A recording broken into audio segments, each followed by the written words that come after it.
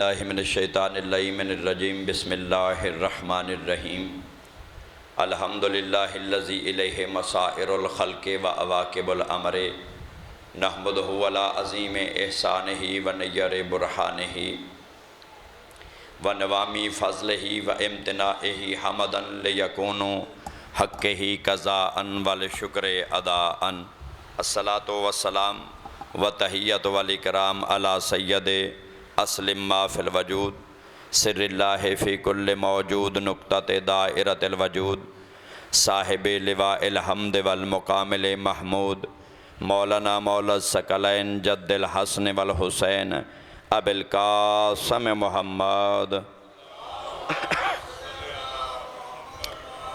اما بعد فقد قال اللہ تبارک و تعالی فی کتابہ المجید والفرقانہ الحمید وقولہ الحق بسم اللہ الرحمن الرحیم وَلَن تَجِدَ لِسُنَّتِ اللَّهِ تَبْدِيلًا صلوات بر محمد و آل محمد۔ صلوات جتنوں کو آتی ہے بلند آواز سے بڑی عظیم عبادت ہے، شرکت فرمائیں، بآواز بلند صلوات پڑھیں۔ اللہم صلی علی محمد و آل محمد۔ عزیزان محترم، بزرگان ذی وقار اور اہل علم حضرات، مالک زمانہ آپ کی اس حاضری کو اپنی بارگاہ میں شرف قبولیت عطا فرمائے۔ آپ کا یہاں پہ آنا بارگاہ خداوندی میں اللہ اس عمل کو عبادت قرار دے جس خلوص نیت کے ساتھ اس صف اعضاء کا اہتمام کیا گیا ہے۔ مالک زمانہ اس خلوص نیت کو اپنی بارگاہ میں قبول فرماتے ہوئے بانیان مجلس کو، سادات عظام کو، برادران جٹ صاحبان کو اس عمل کا اجر کثیر عطا فرمائے۔ آپ کی تمام نیک خواہشات مالک اپنی بارگاہ میں قبول و منظور فرمائے۔ صاحبان ایمان، یاد رکھیے کہ خالق کائنات کا فرمان عظیم ہے۔ اللہ کہہ رہا ہے وَلَن تَجِدَ لِسُنَّتِ اللَّهِ تَبْدِيلًا۔ اللہ کہتا ہے کہ میری سنتیں، میرا قانون، میرا آئین بدلتا نہیں ہے۔ جو بدل جائے وہ قانون الہی نہیں ہوتا ہے۔ میرا قانون ہمیشہ مساوی ہے، اس میں تغیرات نہیں ہے، اس میں تبدیلی نہیں ہے۔ توجہات ہیں سارے باپ کی، اس میں کوئی تبدیلی نہیں ہے، کوئی تغیر نہیں ہے۔ میں کہوں گا میرے مالک تیرا قانون جس میں کوئی تغیر نہیں ہے، کوئی تبدیلی نہیں ہے۔ دنیا میں ہزاروں قانون بنتے ہیں، بننے کے بعد پھر ٹوٹ جاتے ہیں۔ تیرے قانون کی ایسی کیا خاص بات ہے جس میں کوئی تبدیلی نہیں ہے، جس میں کوئی بدلاؤ نہیں ہے؟ آواز قدرت آتی ہے، یاد رکھو دنیا کی حکومتیں پرزوال ہوتی ہیں، ان کے قانون بھی پرزوال ہوتے ہیں۔ میری حکومت بھی لازوال ہے اور میرا قانون بھی لازوال ہے۔ میرے قانون میں تغیر نہیں ہے، میرا قانون مساوی قانون ہے۔ اگر جملہ سمجھ سکتے ہو تو میں جلدی سے اسی جملے کی وضاحت کر دینا چاہ رہا ہوں۔ صاحبان ایمان، یاد رکھیے قانون ہمیشہ وہ بدلتا ہے جس کا بنانے والا کمزور ہو۔ قانون اس کا کبھی نہیں بدلتا ہے جس کا بنانے والا قادر مطلق ہو۔ صاحبان ایمان، قانون ہمیشہ اس کا بدلتا ہے جس میں کوئی عیب ہو۔ سمجھ رہے ہو؟ جس میں کوئی عیب ہو۔ قانون ہمیشہ اس کا بدلتا ہے جس میں عیب ہو، اور جو بے عیب ہو اس کا قانون کبھی نہیں بدلتا ہے۔ صاحبان ایمان، یاد رکھیے قانون انسان، ظاہری سی بات ہے، اب اس نے زندگی گزارنی ہے تو کسی قانون کے تحت گزارنی ہے، کسی آئین کے تحت گزارنی ہے۔ اگر آپ ادھر میرے سامنے آ جاتے تو مجلس کی رونق دوبالا ہو جاتی۔ آپ اگر اپنی مرضی سے بیٹھیں گے تو مجلس کا کچھ آداب ہوتے ہیں۔ اتنے علماء کو آپ سنتے ہیں تو آداب مجلس بھی آپ کو سمجھ آنے چاہیے کہ آداب مجلس کیا ہوتے ہیں، طریقہ مجلس کیا ہوتا ہے۔ یا رسول اللہ، یا علیہ، اللہم صلی علی محمد و آل محمد۔ جلدی کرنا چاہ رہا ہوں صاحبان ایمان، اب انسان نے قانون کے تحت ہی زندگی گزارنی ہے۔ کسی قانون کے تحت تو زندگی گزارے گا، توجہ ہے یا نہیں ہے؟ تو میں ایک فکر دینے لگا ہوں، یاد رکھیے انسان کو کسی انسان پہ قانون بنانے کا کوئی اختیار و حق نہیں ہے۔ کسی انسان کو کسی انسان پر قانون بنانے کا کوئی حق نہیں ہے۔ عزیزان محترم، نہ امریکہ کو حق حاصل ہے کہ وہ بندوں پہ اپنا قانون بنائے۔ نہ افغانستان کو حق حاصل ہے، نہ سعودیہ کو حق حاصل ہے، نہ پاکستان کو حق حاصل ہے، نہ ایران کو حق حاصل ہے کہ وہ بندوں کے اوپر اپنا قانون بنائیں۔ کیوں؟ بندوں کے اوپر بندے قانون نہیں بنا سکتے، اس کے کچھ نقصانات ہیں۔ بندوں کے اوپر جب بندے قانون بنائیں گے تو پھر وہ اپنوں کا خیال رکھیں گے۔ سمجھ آ رہی میری بات کی؟ جنہیں سمجھ آ رہی مجھے ساتھ بولیے گا۔ عزیزان محترم، جب بندوں کے اوپر بندے قانون بنائیں گے تو پھر وہ اپنوں کا خیال رکھیں گے۔ انسان اپنی ماں کا خیال رکھے گا، اپنے باپ کا خیال رکھے گا، اپنی اولاد کا خیال رکھے گا، اپنی بیوی کا خیال رکھے گا، اپنے قوم قبیلے کا خیال رکھے گا، اپنے ملک کا خیال رکھے گا، اپنی زبان کا خیال رکھے گا۔ لیکن یاد رکھیے، بندوں کے اوپر قانون وہ بنائے جس کی نہ کوئی ماں ہو، جس کا نہ کوئی باپ ہو، نہ اسے کسی نے جنا ہو، نہ اس نے کسی کو جنا ہو، ایسا مساوی قانون بنانے والا۔ صاحبان ایمان یاد رکھیے، مڈل ایسٹ جو ہے، سائنس جو ہے وہ وجود خدا کو تسلیم نہیں کرتی۔ وہ ان کا یہ کہنا ہے کہ یہ وجود جو ہے، یہ کائنات ایک حادثے سے وجود میں آئی ہے۔ ایک جس طرح یہ سیارے ہیں، یہ جس طرح زمین کے علاوہ سورج ہے، چاند ہے، اسی طرح سے بہت سے اور بھی سیارے موجود ہیں۔ تو یہ بسم اللہ جی، مل کے بآواز بلند صلوات پڑھیں۔ اچھا چلو مہربانی جی، اللہم صلی علی محمد وآل۔ تو جہاد ہیں سارے باپ کی۔ تو صاحبان ایمان، میں عرض کر رہا ہوں کہ ان کا یہ کہنا ہے کہ یہ کائنات ایک حادثہ ہے۔ یہ حادثہ جب ہوا، کچھ مادے تھے جو وجود میں آ گئے۔ حادثے کے سبب کچھ مادے تھے جو وجود میں، سوچتے زیادہ ہیں آپ، تھوڑا ساتھ بھی رہتے ہیں۔ عزیزان محترم، کچھ مادے تھے جو وجود میں آ گئے۔ اسی طرح انسان بھی ایک مادے کی تخلیق ہے جو وجود میں آ گیا ہے۔ تو اس کا کوئی خالق نہیں ہے، یہ مادے ہیں جو وجود میں آئے ہیں، اور اس مادے سے آگے پھر سلسلہ نسل چل پڑا۔ تو اس میں کسی کی تخلیق یا کوئی خالق نہیں ہے، یہ ایک حادثے کا سبب ہے۔ تو میں کہتا ہوں کہ مادے کی جتنیاں کمزوریاں تھیں، جتنیاں مادے کی کمزوریاں تھیں، وہ سائنسدانوں نے دور کر دیں۔ بندہ بیمار ہو جائے، اسے انجیکشن دو، اسے کیپسول دو، اسے گولی دو، وہ ٹھیک ہو جاتا ہے۔ مادے کی کمزوری دور ہو گئی۔ سمجھ آ رہی میری بات کی؟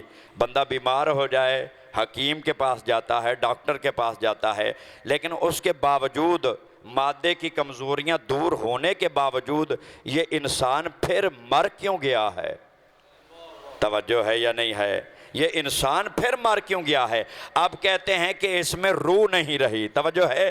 اس میں روح نہیں رہی۔ میں کہتا ہوں جس طرح سے تم نے مادے کا علاج کر لیا ہے، اسی طرح سے تم روح کا بھی علاج کر دیتے۔ کہا روح، چونکہ مادہ جو ہے وہ نظر آتا ہے، روح نظر نہیں آتی ہے، روح نہ آتے نظر آتی ہے، نہ جاتے نظر آتی ہے، تو علاج تو اس کا ہوتا ہے جو نظر آتا ہے۔ تو صاحبان ایمان یاد رکھیے، یہ روح کا مسئلہ صرف آج کے دور کا مسئلہ نہیں ہے، بلکہ دور پیغمبر کا مسئلہ ہے۔ اصحاب رسول آ کے پیغمبر سے سوال کرتے ہیں، یا رسول اللہ بتائیے یہ روح کیا ہے؟ یا رسول اللہ بتائیے یہ روح کیا ہے؟ یسألونک عن الروح، یا رسول اللہ بتائیے یہ روح کیا ہے؟ پیغمبر فرماتے ہیں کل روح من امر ربی، یہ تمام روحیں میرے رب کا امر ہیں، یہ تمام روحیں میرے رب کا امر ہیں۔ عزیزان محترم، یہ روح امر ہے، یہ روح امر ہے جو عقل میں نہیں آتا ہے، جو شعور میں نہیں آتا ہے، جو عقل میں نہیں آتا ہے۔ یہ روح امر ہے جو عقل میں نہیں آتا ہے۔ تو میں کہوں گا اور جن کی عقل میں امر نہیں آتا ہے، ان کی عقل میں اولے الامر کیسے آ جائے گا؟ آباد و شاد رہیے۔ ان کی عقل میں اولے الامر کیسے آ جائے گا؟ چونکہ کہا کہ یہ روح ہے، اور انسان جو ہے وہ تین چیزوں کا مجموعہ ہے۔ انسان کن چیزوں سے بنا ہے؟ تین چیزوں سے مل کے بنا ہے۔ یہ میلاد میں نے ایک پڑھا تھا، اس دفعہ مجھے پتا چلا کہ آپ سنتے ہیں اور جان کے نہیں بولتے ہیں۔ تو میلاد میں بھی آپ ہی تھے، تو جو ہے یا نہیں ہے؟ تو میں کوشش کروں گا کہ بھائی یہ بندے کے ساتھ بولنے سے اس کی طبیعت یہ چاہتی ہے کہ میں اور پڑھوں تاکہ مجھے دوبارہ سمجھانا نہ پڑے۔ صاحبان ایمان یاد رکھیے کہ کہا کہ یہ انسان جو ہے وہ 3 چیزوں کا مجموعہ ہے۔ کن چیزوں سے بنا ہے؟ 3 چیزوں سے بنا ہے۔ روح سے بنا ہے، جسم سے بنا ہے، نفس ناطقہ سے بنا ہے۔ انسان کے اندر 3 چیزیں ہیں، نفس ناطقہ ہے، روح ہے، جسم ہے۔ توجہ چاہوں گا عزیزان محترم، یہ 3 چیزوں کا مجموعہ، اور اس انسان کے اندر بیماریاں بھی 3 ہیں، کمزوریاں بھی 3 ہیں، کمزوریاں ہوتی 3 ہیں۔ ہے کوئی سمجھنے والا؟ صاحبان ایمان، انسان کے اندر کمزوریاں 3 ہوتی ہیں۔ عزیزان محترم، کمزوریاں کیا ہے؟ جب انسان پیدا ہوتا ہے تو وہ کمزور پیدا ہوتا ہے، نکاحت وجود کی کمزوری، نکاحت ہوتی ہے۔ جب پیدا ہوتا ہے تو جاہل پیدا ہوتا ہے، جہالت روح کی کمزوری۔ واللہ اخرجکم من بطون امہاتکم لا تعلمون شیئا، اللہ کہتا ہے کہ میں نے تمہیں ماؤں کے شکموں سے ایسی حالت میں نکالا کہ لا تعلمون شیئا، جب تم کسی شے کے متعلق کوئی علم نہیں رکھتے تھے۔ یہ میں گل ہے، دل تا میرا کردہ ہے بھی توڑے کو آن کے پوچھا بھی تو اگا کی ہے، توجہ ہے یا نہیں ہے؟ عزیزان محترم، انسان جو ہے جب پیدا ہوتا ہے تو جاہل پیدا ہوتا ہے، جب پیدا ہوتا ہے تو نجس پیدا ہوتا ہے۔ سمجھ آ رہی میری بات کی؟ سمجھ آ رہی میری بات کی؟ جب پیدا ہوتا ہے نجس پیدا ہوتا ہے، جب پیدا ہوتا ہے جاہل پیدا ہوتا ہے، جب پیدا ہوتا ہے کمزور پیدا ہوتا ہے۔ ہو گئی بات؟ کمزور پیدا ہوگا، جاہل پیدا ہوگا، جہالت روح کی کمزوری، نکاحت بدن کی کمزوری، نجاست نفس ناطقہ کی کمزوری۔ اسلام اس لیے ہے کہ تمہاری روح سے جہالت چلی جائے، تمہارے نفس سے نکاحت، تمہارے نفس سے نجاست چلی جائے، تمہارے جسم سے نکاحت چلی جائے۔ اور اسی لیے اللہ کا فرمان ہے هو الذی بعث فی الامیین رسولا منہم یتلو علیہم آیاتہ، ہم نے تم میں اپنے نبی کو مبعوث بر رسالت کیا تاکہ تم پہ آیات کی تلاوت کرے، یعنی تمہاری روح سے جہالت کو دور کرے اور تم پہ تمہارا تزکیہ نفس کرے تاکہ تمہارے نفس سے نجاست کو دور کرے، اور تم پہ تمہیں کتاب و حکمت کی تعلیم دے، یعنی تمہارے بدن سے کمزوری کو دور کرے۔ یاد رکھیے، جو خود کمزور پیدا ہوا ہے وہ تمہاری کمزوریوں کو کیسے دور کرے گا؟ جو خود جاہل پیدا ہوا ہے وہ تمہاری جہالت کو کیسے دور کرے گا؟ جو خود نجس پیدا ہوا ہے وہ تمہاری نجاست کو کیسے دور کرے گا؟ تو اس کا مطلب ہے ہادی الہی ایسا ہو، اگر وہ جھولے میں ہو، اگر وہ جھولے میں ہو تو کلہ یجدر کو چیر دے، اگر وہ نبی کے ہاتھوں پہ آ جائے تو تلاوت قرآن ہو جائے، اگر وہ بیت اللہ میں آ جائے تو کعبہ قبلہ بن جائے۔ اللہ اکبر، یا رسول اللہ، یا علیہ،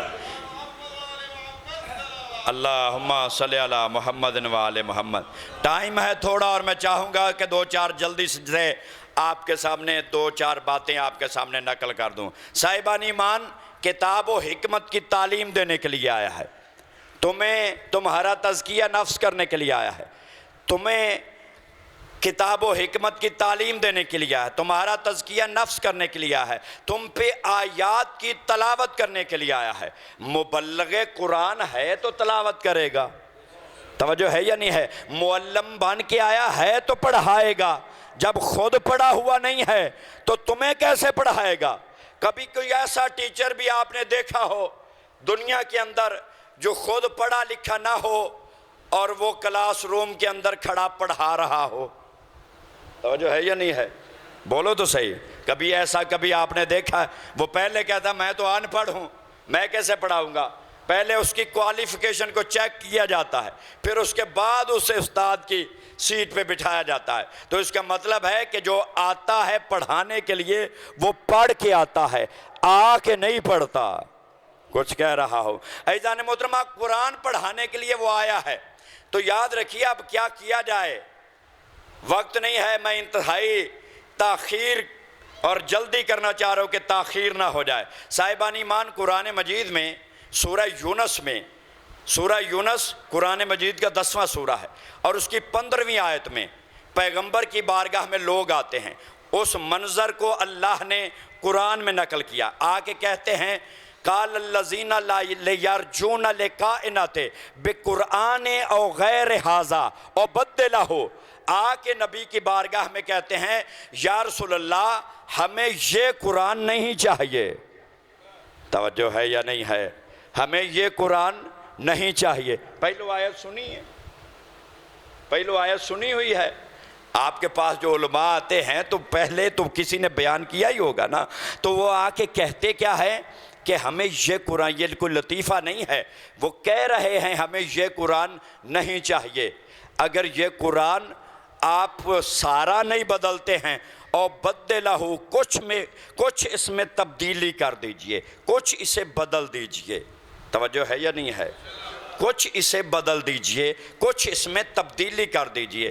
عزیزان محترم کس سے کہہ رہے ہیں؟ وارث قرآن سے کہتے ہیں، مبلغ قرآن سے کہتے ہیں. اگر نبی ان کے حوالے قرآن کر کے چلے جاتے اور انہیں وارث بنا جاتے تو قرآن کا پتہ نہیں کیا حال کرتے یہ لوگ. اور آ کے کہتے ہیں ہمیں یہ قرآن نہیں چاہیے. پیغمبر کہتے ہیں قل ما یکونی لے ابدلہ، میں اس قرآن کو کیسے بدل سکتا ہوں؟ میری کیا مجال ہے کہ میں اس قرآن کو بدلوں؟ میں کون ہوتا ہوں کہ قرآن کو بدلنے والا؟ توجہ چاہوں گا. میں کون ہوتا ہوں قرآن کو بدلنے والا؟ میری حیثیت تو یہ ہے اِنَّ اتَّبَعَنِی إِلَّا مَا یُوحَىٰ إِلَیَّ، میری طرف اللہ کی وحی ہوتی ہے اور میں تمہیں پہنچا دیتا ہوں. میں تو اس وحی کا اتباع کرتا ہوں. میری کیا مجال کہ میں اس قرآن کو بدل دوں؟ حالانکہ یہ وہ نبی ہے جس کے لیے اللہ کہتا ہے وَمَا يَنْطِقُ عَنِ الْهَوَىٰ إِنْ هُوَ إِلَّا وَحْيٌ يُوحَىٰ. میرا نبی اتنی دیر تک نطق کلام نہیں کرتا ہے جب تک کہ میری وحی نہ ہو جائے. تو اس کا مطلب ہے جو میرا نبی عمل کرتا ہے وہ وحی سے کرتا ہے. اگر کسی کو بلاتا ہے تو وہ وحی سے بلاتا ہے، اگر کسی کو اٹھاتا ہے تو وہ وحی سے اٹھاتا ہے، اگر کسی کو مدینہ بدر کرتا ہے تو وہ وحی سے کرتا ہے، اگر کسی کو جنگ میں دعوت دیتا ہے تو وہ وحی سے دیتا ہے، اگر کسی کو سورہ برات کی آیتیں دیتا ہے تو وہ وحی سے دیتا ہے، اگر کسی کو واپس بلاتا ہے تو وہ وحی سے بلاتا ہے، اگر کسی کو غدیر میں مولا بناتا ہے تو اپنی مرضی سے نہیں بناتا ہے بلکہ وحی سے بناتا ہے. میرا نبی وحی سے عمل کرتا ہے، جو کرتا ہے وحی سے کرتا ہے. وقت تھوڑا ہے اور میں تفصیلات میں نہیں جانا چاہ رہا ہوں. صاحبان ایمان جو عمل کرتا ہے وحی سے کرتا ہے. اور میرے نبی کا بنیادی عمل کیا ہے؟ بنیادی میرے نبی کا کام کیا ہے؟ سورہ مبارک یوسف میں اللہ ارشاد فرماتا ہے اور بنیادی عمل بتا رہا ہے. میرے نبی کا بنیادی عمل کیا ہے؟ اللہ کہتا ہے قل ھذہ سبیلی، اے میرے نبی ان سے کہہ دو یہ دین میرا رستہ ہے، میں چلتا ہوں تو دین بنتا ہے. کو سمجھنے والا، میں چلتا ہوں تو دین بنتا ہے. یہ خالی کالی کملی والا نہیں ہے، اس کا چلنا دین ہے.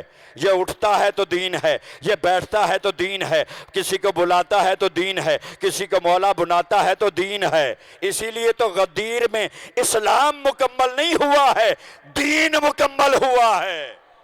توجہ چاہوں گا عزیزان محترم، اس کا ہر عمل دین ہے، ہر عمل دین ہے. اور عزیزان محترم وہ دین کیا ہے؟ ادعو الی اللہ، میں تمہیں دعوت دیتا ہوں، تمہیں بلاتا ہوں، میں تمہیں پکارتا ہوں، دعوت دیتا ہوں. علی بصیرتن، جس طرح بلانے کا حق ہے، جس طرح بلانے کا حق ہے. ومن اتبعنی، میرے ساتھ اس دعوت دینے کا حق اسے حاصل ہے جو میرا مکمل اتباع کرتا ہے.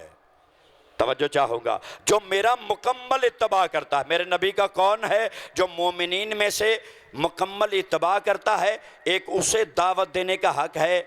پیغمبر کا کام ہے وہ دائی بن کے آیا ہے، دعوت دینے والا بن کے آیا ہے. صاحبان ایمان اس کا عمل یہ ہے کہ وہ دعوت دیتا ہے، وہ تمہیں بلاتا ہے اور اس کے ساتھ بلانے کا اسے حق ہے جو میرے نبی کا مکمل اتباع کرتا ہے. سار اٹھائیے گا عزیزان محترم. ایک اور آیت سورہ انفال میں اللہ ارشاد فرماتا ہے. کیا کہتا ہے اللہ قرآن میں؟ کہتا ہے یا ایھا الذین آمنوا استجیبوا للہ اذا دعاکم لما یحییکم.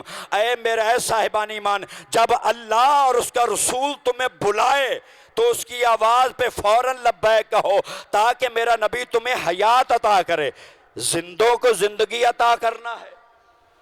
توجہ چاہوں گا، زندوں کو زندگی دے رہا ہے، کہتا ہے کہ جب میرا نبی تمہیں بلائے تم اس کی آواز پہ فوراً لبیک کہو، تاکہ میرا نبی تمہیں حیات عطا کرے، تاکہ میرا نبی تمہیں زندگی عطا کرے۔ میرا نبی کا بنیادی کام کیا ہے؟ بلانا ہے، دعوت دینا ہے، صاحبان ایمان کو بلانا ہے، اور صاحبان ایمان وہ ہیں جو نبی کی آواز پہ فوراً لبیک کہیں، ان کے بلانے پہ آ جائیں، ان کے بلانے پہ آ جائیں۔ اب کیا کیا جائے؟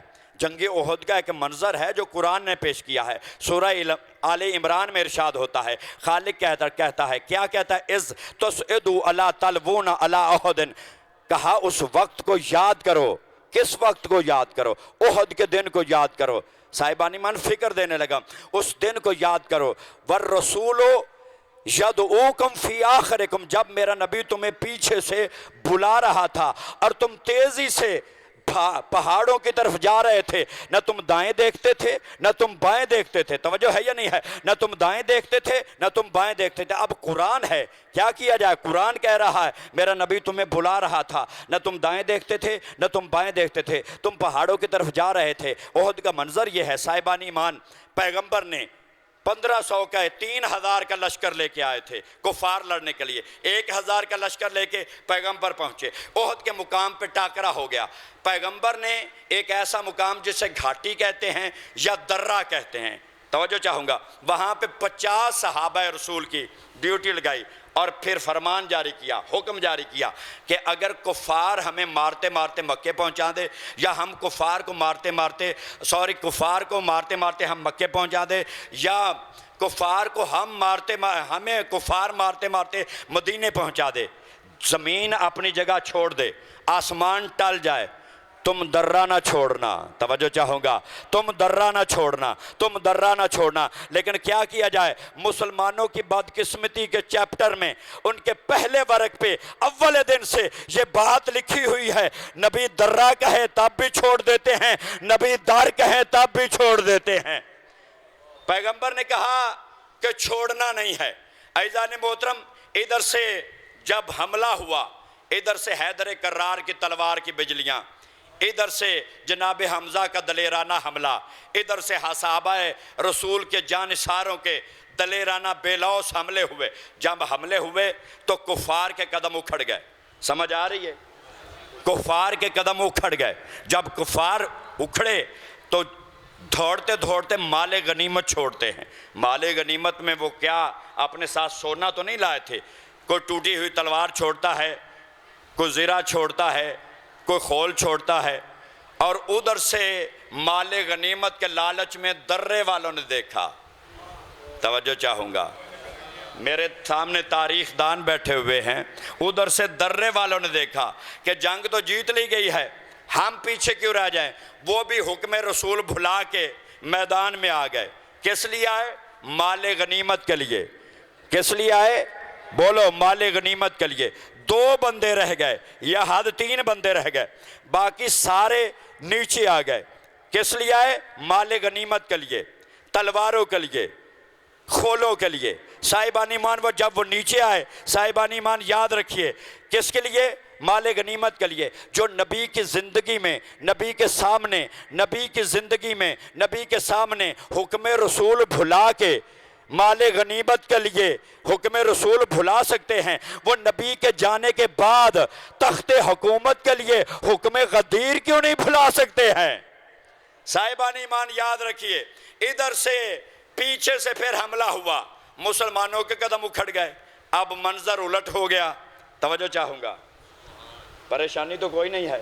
اچھا جڑے بندے سنن والے نا وہ بھی انہاں چان کے انہاں ورگے ہو جاندے نے۔ توجہ چاہوں گا، مل کے بابا سے بلند صلوات پڑھے۔ وقت ہو گیا اور میں جلدی سے 1-2 فکرے کہوں۔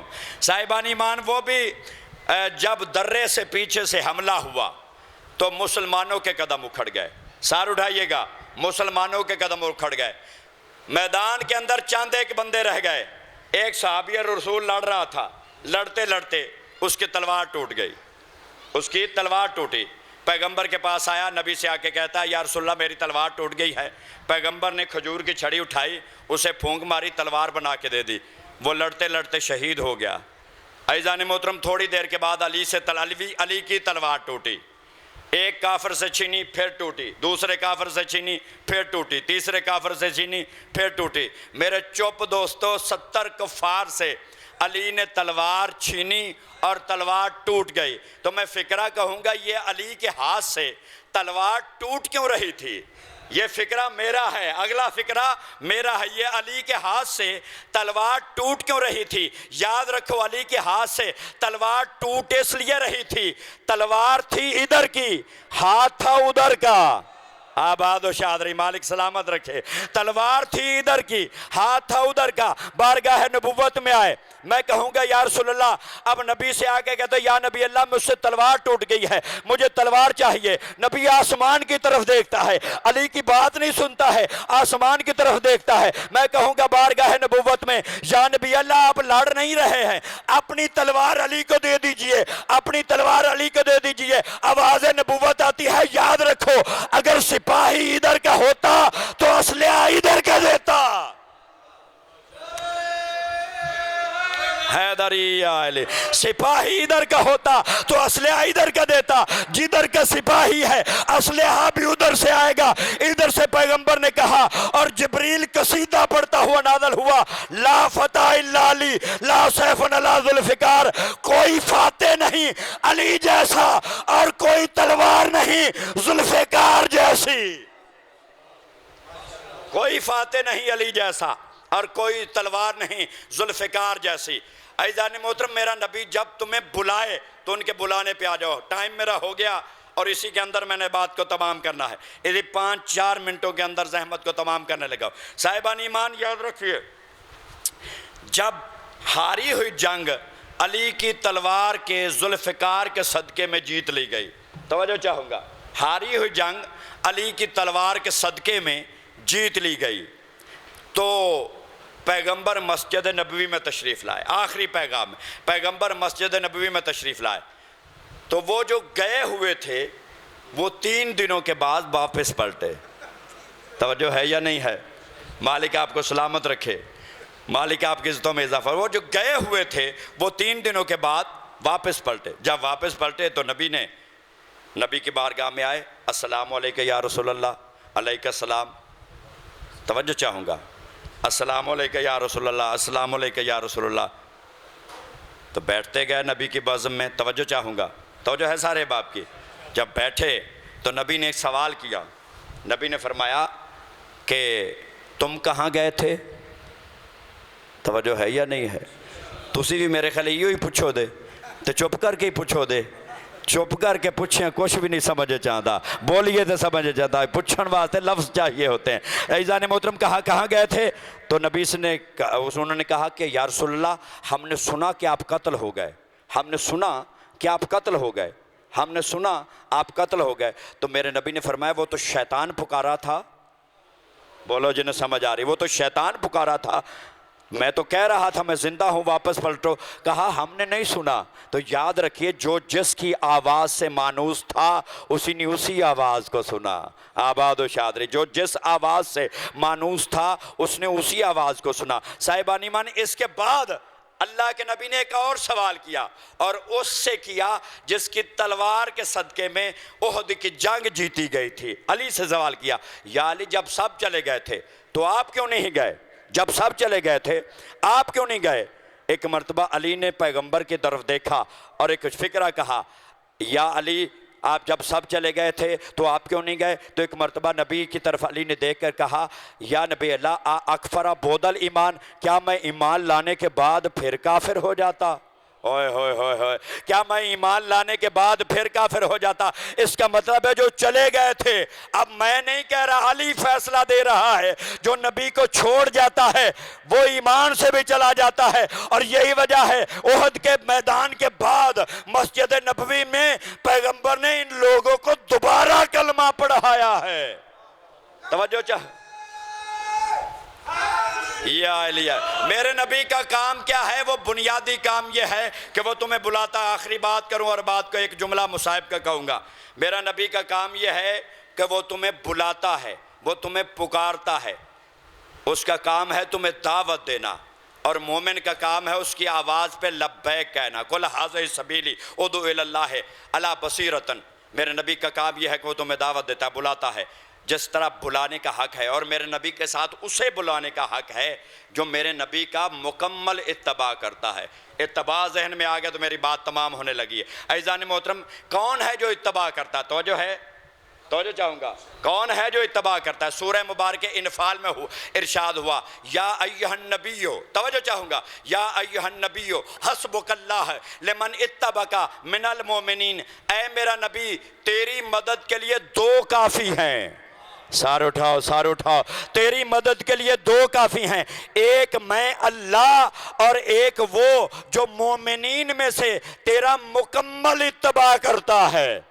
تیری مدد کے لیے دو کافی ہیں، ایک میں اللہ اور ایک وہ جو مومنین میں سے تیرا مکمل اتباع کرتا ہے، تیرا مکمل اتباع کرتا ہے۔ صاحبان ایمان یاد رکھیں، نام نہیں لیتا ہے، صفت بتاتا ہے کہ مومنین میں سے مکمل اتباع کرنے والا کون ہے۔ صاحبان ایمان یاد رکھیے، اللہ نے فکر دی ہے، کہا کہ تیری مدد کے لیے دو کافی ہیں، کہ میں اللہ اور ایک وہ جو تیری مومنین میں سے مکمل اتباع کرتا ہے۔ تو انہوں بڑی کالی نماز دی، یہ بھی نماز ہی ہو رہی ہے، پھر اے میں چلو گے۔ توجہ چاہوں گا صاحبان ایمان، یہ نہ پڑھنا ہے تو انشاءاللہ چھڑن دے، بس میں ختم کر رہا ہوں، مالک آپ کو سلامت رکھے، میں تو بالکل قریب آ چکا ہوں۔ صاحبان ایمان یاد رکھیے، کہا جو مومنین میں سے تیرا مکمل اتباع کرتا ہے، وہ کون ہے جو نبی کا مکمل اتباع کرتا ہے؟ سورہ شورا میں اللہ نے وضاحت کر دی ہے، کیا خالق کہتا ہے؟ اللہ قرآن میں کہتا ہے وَاخْفِضْ جُنَاحُكَ لِمَنْ اتَّبَعَكَ مِنَ الْمُؤْمِنِينَ، اے میرا حبیب جو مومنین میں سے تیرا مکمل اتباع کرتے ہوں ان کے لیے اپنے کندھوں کو جھکا دو۔ جو مومنین میں سے تیرا مکمل اتباع کرتے ہوں ان کے لیے اپنے کندھوں کو جھکا دو۔ یاد رکھو، پوری تاریخ اسلام میں پیغمبر کے دو مقامات پہ کندھے جھکے ہیں، یا عید کے دن حسنین کے لیے جھکے ہیں، یا فتح مکہ کے دن علی کے لیے جھکتے ہوئے نظر آئے ہیں۔ یا علی، خدا کی قسم جس کے لیے پیغمبر کے کندھے جھک جاتے تھے اسی کی اولاد کو کربلا میں رلا رلا کے مارا گیا ہے۔ خدا جانتا ہے، مالک آپ کو سلامت رکھے، اللہ آپ کے اس حاضری کو اپنی بارگاہ میں قبول و منظور فرمائے۔ 1400 میل کا سفر کرنے کے بعد مدینے سے مکے پہنچی، مکے سے کربلا پہنچی، کربلا سے شام، شام کا سفر طے کرنے کے بعد آئی ہے ایک مدت کے بعد اپنے نانے کے شہر کی سرحد کے اوپر، اور سجاد سے پوچھتی ہے سجاد یہ کون سا شہر ہے؟ جب کہا نا سجاد یہ کون سا شہر ہے، سجاد نے رو کے کہا پھپھی اماں مدینہ تو جدنا، تیرے نانے کا مدینہ ہے۔ خدا کی قسم یہ لفظ آنے تھے کہ بی بی کا سب سے بلند وین آیا ہے۔ آپ جانتے ہیں مستور جتنی بھی تھکی ہوئی کیوں نہ ہو نا، پیک کے شہر پہ نظر پڑتی ہے تو ساری تھکاوٹ دور ہو جاتی ہے، دل خوش ہو جاتا ہے۔ اور جب بی بی کی نظر پڑی ہے نا گنبد خضرا کے اوپر تو سب سے بلند وین کیا، علی کی بیٹی نے رو کے کہتی ہے سجاد کون سا شہر ہے؟ کہا مدینہ تو جدنا، تیرے نانے کا مدینہ ہے۔ سب سے بلند وین کیا، مزاج سے واقف سجاد آگے بڑھا، آگے بڑھ کے کہتا پھپھی اماں میری کڑیاں اتر گئی، میری بیڑیاں اتر گئیاں، میری بیڑیاں اتر گئی، باکر کا گلا آزاد ہو گیا، کبرا کے سر کے اوپر چادر آ گئی۔ اتنا بے قرار میں نے تمہیں اتنے لمبے سفر میں نہیں دیکھا ہے جتنا بے قرار تو نانے کے شہر کو دیکھ کے ہو گئی ہے۔ رو کے کہتے سجاد وہ میری ذمہ داری تھی، وہ میرے بھائی کے حکم تھے، وہ میرے بابے کے وصیت تھی، اب آئی ہوں میں اجڑنے کے بعد نانے کی سرحد کے اوپر۔ نانا جو پوچھے گا لمبے سفر سے آئی ہے کیا سنانی لائی ہے تو میں کیا جواب دے سکوں گی؟ بس عزادارہ نے مظلوم کربلا ایک مرتبہ سجاد سے رو کے کہتے سجاد او میرا بیٹا سجاد تو وقت کا امام ہے، دعا کر دو ہستیاں مجھ سے دو سوال نہ کریں، دو ہستیاں مجھ سے دو سوال نہ کریں۔ کہا پہلی ہستی کون سی ہے؟ کہ پہلی ہستی ماں ام البنین یہ نہ پوچھے اے علی کی بیٹی بتا تیرا ویر عباس کیسے مارا گیا ہے، اور دوسری ہستی چچا جایا عبداللہ مجھ سے یہ سوال نہ کرے او علی کی بیٹی تو پردوں کی بڑی محافظ تھی، بتا تو صحیح کربلا کے میدان میں، کربلا کے رن میں تیرے سر سے شمر نے چادر کیسے اتاری ہے؟ وَسَيَعْلَمُ الَّذِينَ ظَلَمُوا إِيَّا مِمَّن يَنْقَلِبُ